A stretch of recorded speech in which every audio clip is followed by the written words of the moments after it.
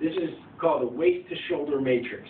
So you're going to strengthen your shoulder in all three planes, front to back, which is called sagittal, side to side, which is called frontal, and then transverse, which is the rotational plane. All these you want to make sure you're doing in pain-free range of motion. And the key is loading your whole body and not just your shoulder. If you were to do a lift this way, or this way, or this way, you can overload your shoulder, and if you already have a shoulder injury, it can aggravate it. So the idea here is load through the hips, and then just kind of let the arm fly up.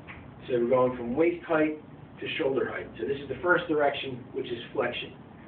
The other end of that same spectrum would be extension. I'll show you from the side here. Kind of squat down, and then just kind of pop it up. So what's happening is the hips are loading and exploding, and that's what's causing the weight to come up. Next plane of motion will be the frontal plane. So with that one, you want to load through the hips, bring it out, load through the hips, bring it out.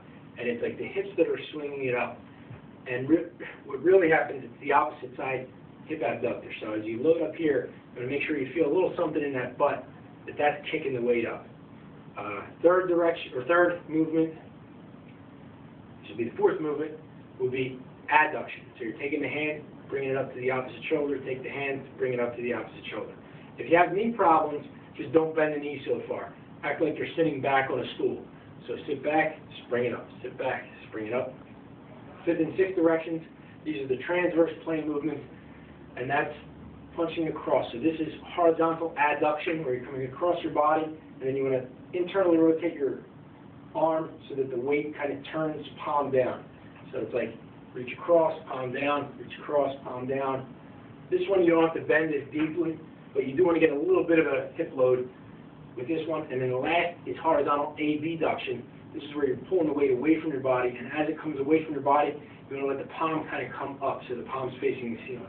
So with this one, you're going to turn here, load, turn this way.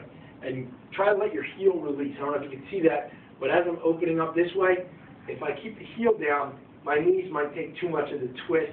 My lower back may twist too much. So you want to kind of let that heel come up so that you don't hurt your back or your knee or your shoulder. Try to do about 10 times each. Work up to 2 sets of 10. Start with lightweight. These are 2 pounds. And then gradually take yourself up to a weight that's comfortable. That the challenges you, but doesn't cause pain.